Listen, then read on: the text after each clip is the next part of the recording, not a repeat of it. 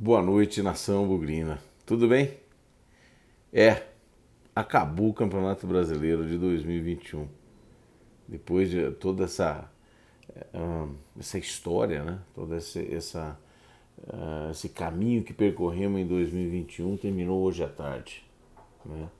E com um desfecho, eu diria, muito próximo daquilo que a gente achava e comentamos no pré-jogo, né? Era muito difícil, né, gente, a gente conseguir o acesso nesta última rodada. Mas vamos falar muito disso, né?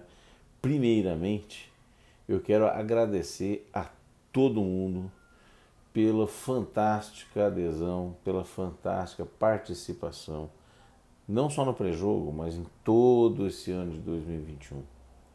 Foi sensacional. Foi muito além do que eu e os meninos poderíamos imaginar como possível para aquilo que começou com a gente como uma brincadeira. Impressionante, né? A gente nunca imaginou, estamos batendo aí, beirando os 1.600 inscritos. Nós estamos é, passando por ano, durante um período de 12 meses, mais de 115 mil visualizações, né? Uma percentual enorme de likes, enfim, uma participação cada vez maior de todos dentro do nosso desse projeto, daquilo que, como eu falei para vocês, começou como uma brincadeira e que não acho que se tornou sério, porque sempre foi sério desde o início, né? Porque quando se trata do Guarani é uma coisa séria e que tem sido feito por nós com bastante atenção, com o maior carinho possível, porque efetivamente é algo que a gente gosta muito, né? E foi impressionante, sinceramente, como passageiro de primeira viagem nessa questão do que é o YouTube, do que são as redes sociais, do que é a comunicação, do ponto de vista, principalmente no negócio de entretenimento, né? Que é o nosso entretenimento, que é o Guarani, e com um nicho de mercado tão específico, para mim é uma grata surpresa. E eu só tenho que agradecer a vocês, principalmente, primeiramente, torcida do Guarani, que sempre foi sensacional comigo, com pessoas de todos os lugares do Brasil e do mundo que torcem pelo Guarani, e muitos outros participantes também que não são torcedores do Guarani, são torcedores dos nossos rivais, das empresas dos times, das equipes que competem com a gente, né? O que é muito legal, porque a gente acabou fazendo muitas amizades nesse meio do caminho. E essa é a parte boa do negócio. Mais ainda, o que a gente quer ver é o melhor pro Guarani, né? E isso a gente também teve um ano, obviamente que não foi por causa das redes sociais, mas foi muito legal. Foi muito legal. Nas redes sociais também crescemos muito. Não só a Arquibancada Guarani. Acho que a atividade em geral dos nossos torcedores, todos os canais que foram criados, da interação entre esses canais, o que eu acho que é muito importante e que no que depender de mim vai continuar acontecendo, acho que só engrandece a nossa equipe, a nossa marca, né? Que é o que temos de mais importante e é aquilo que nós precisamos estar unidos para fazer crescer a marca e a equipe do Guarani, tá bom? Bom, gente, vamos falar do jogo de hoje, né? Então, como eu falei, a perspectiva que a gente tinha era, como a gente brincou, um milagre. Só para a gente que subisse, apenas um milagre poderia fazer com que a gente subisse. E nos primeiros minutos de jogo, a gente começou a assistir o jogo, o Guarani jogava bem, os primeiros, sei lá, 10 minutos. O Operário já tinha marcado algum gol no CRB, E aí eu e o Matheus, a gente se olhou e falou, caramba, será que vai dar? Né? Quando o CSA começou a despencar, fazer gol em cima do Brasil de Pelotas, a gente viu que seria muito difícil, apesar da boa partida que o Guarani fez contra o Botafogo. Então acho que o Guarani foi muito digno, fez uma partida muito bacana contra o Botafogo hoje. Com certeza jogou melhor que o Botafogo, com certeza mereceu no mínimo esse resultado que colhemos, que foi um empate. E é o que mostra pra gente um pouquinho das expectativas que podemos ter e devemos ter, né? Mais ainda do trabalho que foi feito esse ano, tá certo? Então, o Guarani terminou o campeonato em sexto lugar, com 60 pontos. Nós fizemos 30 pontos no primeiro turno e 30 pontos no segundo turno. Em outros anos, essa pontuação seria o suficiente para subir. Eu achei que com 62 subiria.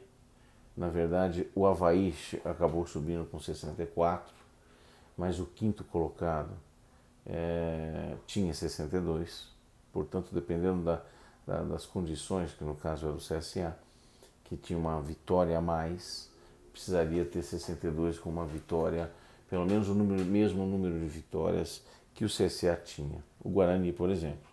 O Guarani, se tivesse 62 pontos, ficaria também com um número de vitórias a menos, mas todos os outros parâmetros seriam melhores. Enfim, não vamos falar de si. Também é um momento onde a gente pode questionar vários pontos perdidos ao longo do caminho. O próprio Daniel Paulista disse isso, mas eu acho que não é hora disso, né? Então vou primeiro contar a história do jogo, depois comentar um pouco do que eu acho em relação às participações individuais nesse jogo, falar um balanço um pouquinho do que foi o ano e aquilo que eu acho do futuro do Guarani. Então, o primeiro tempo, o Guarani jogou sim controlando o jogo, muito poucas chances de gol ocorreram. Na verdade, a única anotação que eu fiz no primeiro tempo foi um chute de fora da área do Andrigo, e o Guarani tomou conta do jogo territorialmente, posse de bola e domínio do jogo, proposição de jogo inclusive, que também era esperado pela ressaca e pela condição do jogo, do que valia o jogo e para quem valia, né? Antes disso, na escalação inicial do time também, nenhuma surpresa especial, a não ser no goleiro, que começou jogando o Gabriel Mesquita. E por incrível que pareça, por uma das poucas vezes no ano em que eu acertei, ou que a escalação do Daniel Paulista foi igual à minha sugestão, hoje aconteceu. Eu escalaria o Gabriel Mesquita, sugeri por conta que poderia ser uma sinalização para o Rafael Martins, não de que ele tenha sido culpado do último jogo, mas que para a próxima temporada a gente não ia contar com ele. Foi o que eu disse. E o que aconteceu é que o Gabriel Mesquita entrou. Essa foi a intenção da presidente, da diretoria, do próprio Daniel Paulista? Não sei dizer. Dizem que não. Dizem que parece que ele teve um problema na mão, mas veio bem a calhar. E mostrou que isso poderia ter sido feito antes. O Gabriel Mesquita não é o goleiro dos nossos sonhos, definitivamente. Mas ele é melhor que o Rafael Martins, né? Deu para ver em pelo menos algumas situações hoje no jogo, né? Bom, e aí partimos para o segundo tempo. Então, no primeiro tempo, nada aconteceu de novo, a não ser um fato. Aos 35, um pouco mais que 35, o Índio toma o segundo cartão amarelo e é expulso. Isso complica muito ainda mais o jogo para o Guarani e torna ainda mais impossível o acesso, porque apesar de que os outros resultados estão ajudando o Guarani, jogo de Avaí, jogo do CRB, o jogo do CSA já estava 3-0. Então eu já nem sei se eu não queria que ficasse 0-0 mesmo, para a gente não ter que ficar com a frustração, nível de frustração ainda maior. E fomos para o segundo tempo, com um a menos, e a festa do Botafogo. Nós marcamos o gol no segundo tempo, logo entre 2 e 3 minutos. um bom cruzamento na área. O nosso zagueirão Ronaldo Alves cabeceia sensacionalmente tirando do goleiro, e a gente faz 1-0, né? Com 1-0, apesar de não adiantar nada em relação à classificação, porque o outro jogo ainda estava 3-0 para o CSA, o Guarani continua com um jogador a menos, obviamente. O Guarani se protegeu um pouco mais, né? Aos 6 minutos, o Guarani teve uma outra boa cabeçada com o Bruno Silva.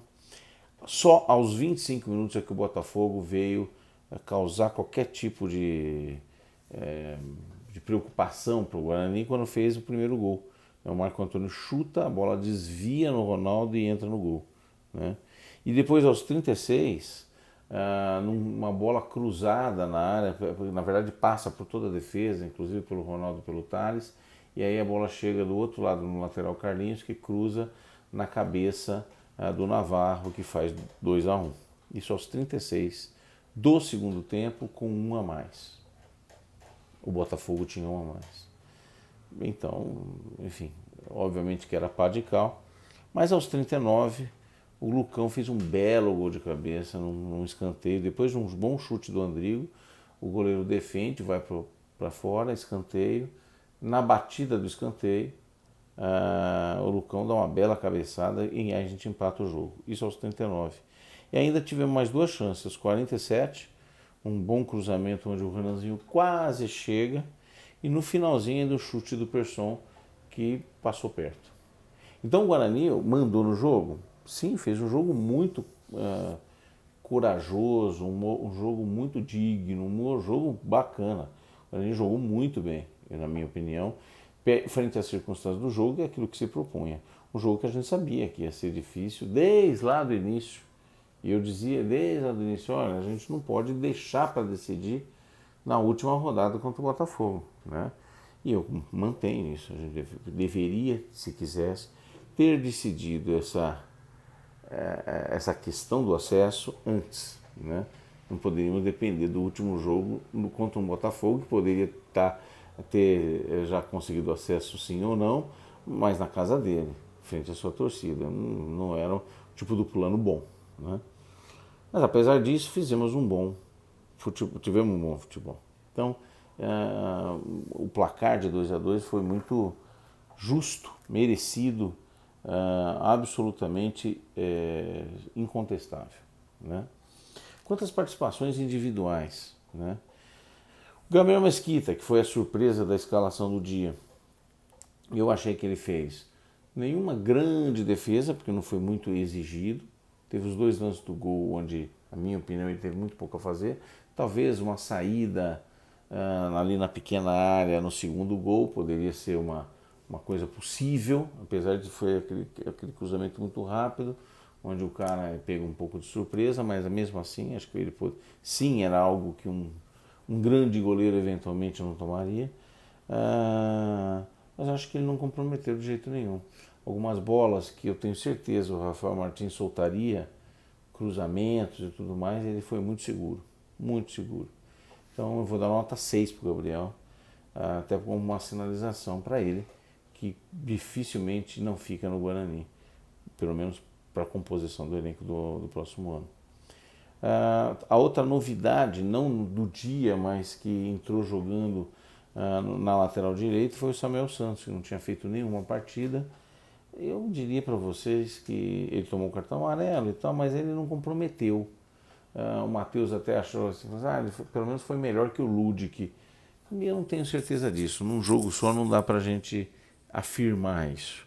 Acho o Diogo Matheus mais jogador, com certeza. Então eu ficaria com o Diogo Matheus e não com o Samuel Santos. Porém, não sei. Não acho que foi o suficiente para dizer precisamos prorrogar esse empréstimo. E hoje não comprometeu. Nota 5,5 para o Samuel. A zaga eu gostei muito. Acho que a zaga fez um bom jogo, tanto do ponto de vista comportamento quanto do ponto de vista técnico, né? O Thales jogou até a contusão dele aos 75 minutos, fez uma boa partida, pouquíssimos erros. Eu vou dar nota 6 para o Thales. O Ronaldo Alves acho que foi melhor que o Tales, também desde o ponto de vista comportamental, fez um gol, vibrou muito, foi quase perfeito, eu diria para vocês. Ou quase perfeito do ponto de vista da régua, Ronaldo Alves, obviamente. 6,5 para o Ronaldo. O Bidu, eu não vou dizer que comprometeu, não acho isso. Mas ele errou alguns passes, apesar de ter sido eleito o lateral esquerdo pela Globo da Série B, destaque da Série B. Acho que ao longo de toda a campanha ele foi inseguro da marcação, é um cara que apoia de maneira interessante e hoje, não diferente disso, sofreu um pouco em alguns momentos do jogo e deu algumas saídas de bola equivocadas. Então, às vezes parece que ele, como é que eu posso dizer? Ele se acha melhor jogador do que é, ou ele é um pouco desatento. Então eu vou dar nota 5,5 para ele.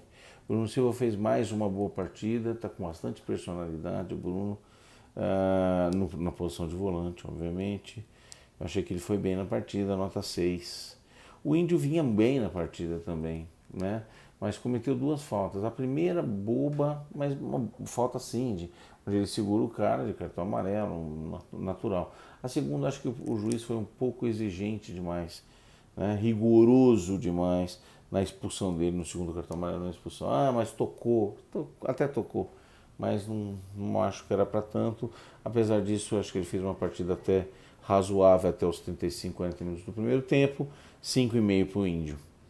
Andrigo fez uma partida bacana, deu uma assistência, chutou algumas bolas no gol.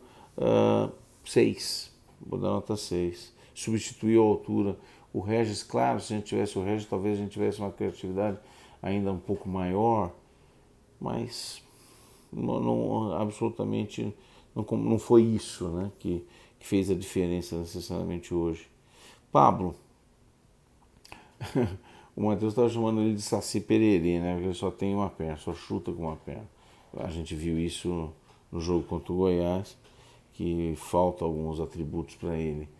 Ele é um cara, às vezes, que eu acho ele um pouco também parecido com o Bidu, né? Não sei se ele acha ele melhor jogador do que é, um pouco desatento, às vezes fora do jogo, menos útil, incomparavelmente uma pior opção quando comparado com o Sávio, não tenho dúvida. Hoje não comprometeu, vou dar nota 5,5. Lucão, acho que fez mais uma boa partida, marcou um gol, um belo gol, diga-se de passagem, sempre lutador, sempre voluntarioso. Acho que é um cara que precisa ser estudado para ficar aqui para o ano que vem, sem dúvida, começando pelo Paulista. Nota 6,5 para o Lucão. Júlio César, eu não gostei dele hoje, não. Na última rodada também não gostei. Não é que ele é péssimo jogador, eu critiquei muito ele no início do campeonato. Depois ele cresceu muito, mas agora, hoje não foi bem. Hoje eu não gostei dele. Não chega a comprometer, mas uma nota aí mediana, 5,5. Tá? Os que entraram, o Pércio entrou 67, o Carlão entrou 75, Renanzinho entrou aos 87 só para compor e ainda quase marcou um gol. Renanzinho 5, Persson 5, não comprometeu. E o Carlão entrou faltando 20 minutos ainda para acabar, entrou bem, como de costume. Vou dar nota 5,5, compôs muito bem ali com o Ronaldo Alves, substituindo o Thales que saiu machucado. Acho que o Daniel Paulista hoje fez o que podia fazer, armou o time corretamente. Vou dar nota 6,5 para ele também, porque trocou algumas peças, na meu ponto de vista, de maneira correta. E é isso, né? Acho que fizemos uma campanha muito razoável, de razoável para boa, né? Assim, atingimos todos os targets definidos. Mas nós fomos muito modestos nos targets.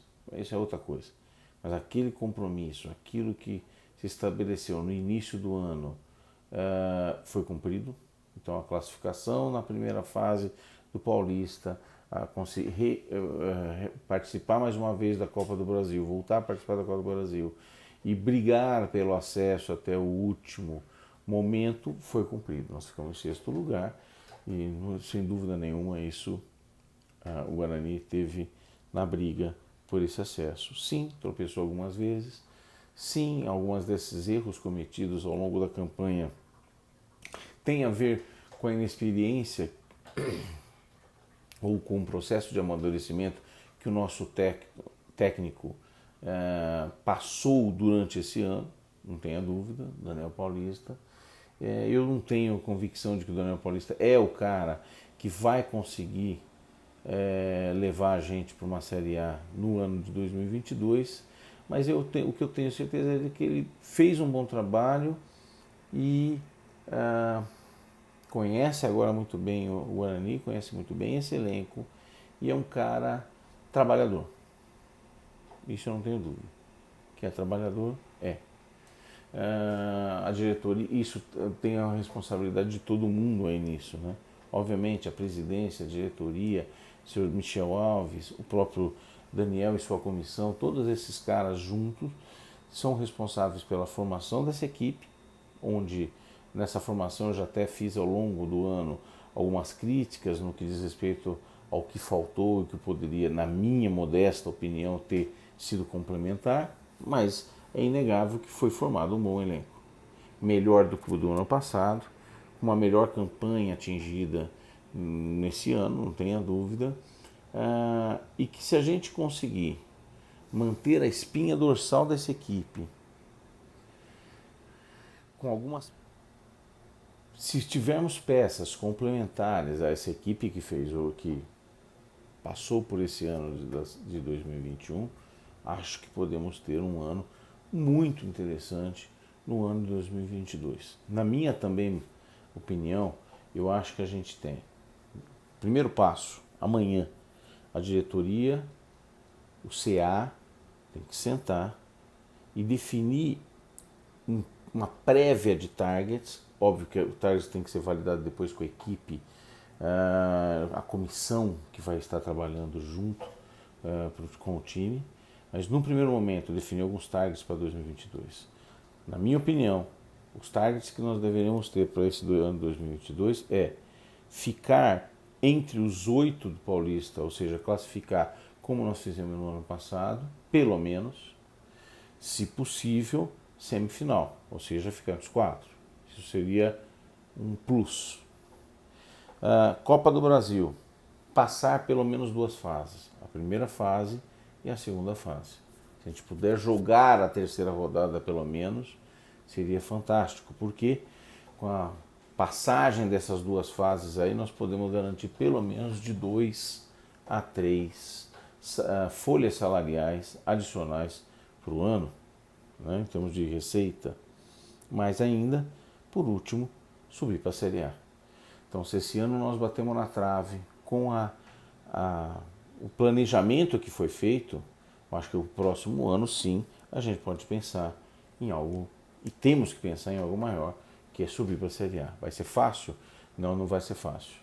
Nós temos, no mínimo, Cruzeiro, Vasco, e o Grêmio está chegando por aí também, mais Sport, Chapecoense que volta, todos os caras que estão aí hoje na Série B, que ficaram na Série B, CSA, CRB continuam, ou seja, não vai ser uma Série B fácil, mas o Guarani tem que ser um dos pleiteantes às 4 vagas de acesso à Série A, isso sem dúvida nenhuma.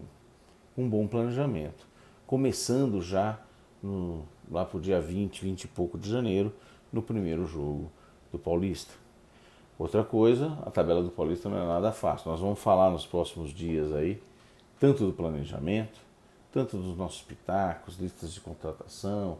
Nós já fizemos um monte de coisas, um monte de cogitações aqui e vamos falar sobre isso. Mas esse, para mim, tem que ser os targets para o ano que vem, certo?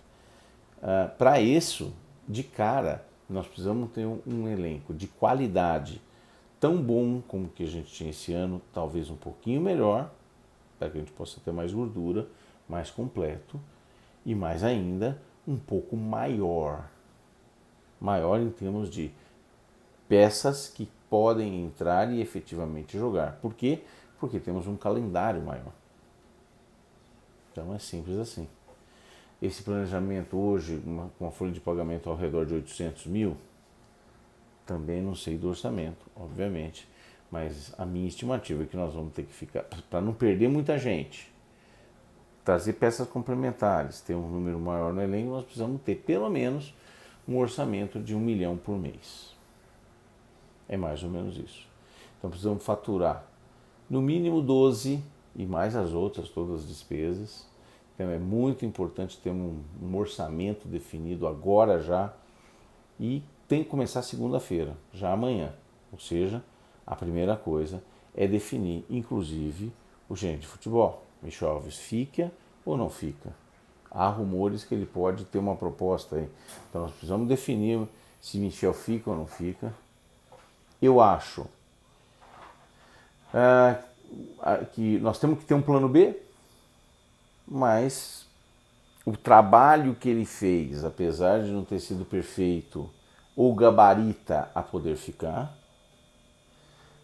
E a mesma coisa para o Daniel Paulista. Acho que temos que ter um plano B, mas acho que o trabalho que ele fez, pelo menos o gabarita para ele começar o ano no Campeonato Paulista, sendo o treinador do Guarani. E aí essas duas peças mais a diretoria tem que ter um planejamento muito bom para que a gente possa ter uma equipe no mesmo patamar ou melhor. Se tivermos uma equipe no patamar da Série B para começar o Paulista, já é bastante bom. Vamos perder jogadores, é fato, não tenha dúvida. Temos que repor mais ou menos a altura, né? Tem jogadores interessantes aí e a gente vai falar pra caramba sobre isso, tá bom? Gente, muito obrigado por todo o ano. Acho que fizemos um negócio bom. Acho que o nosso Guarani está num caminho melhor do que estava há um ano atrás, ou no fim do Brasileiro de 2020. E acho que a gente pode ter esperanças de um ano de 2022 um pouquinho ainda mais feliz e de avanço e na continuidade dessa recuperação do nosso Bugre, tá bom? E nós vamos estar aqui. Nós contamos com vocês para que a gente continue falando de Guarani, ajudando a empurrar esse Guarani para o lugar onde a gente acha que ele merece estar, tá bom? Grande abraço para vocês, até mais. Tchau, tchau.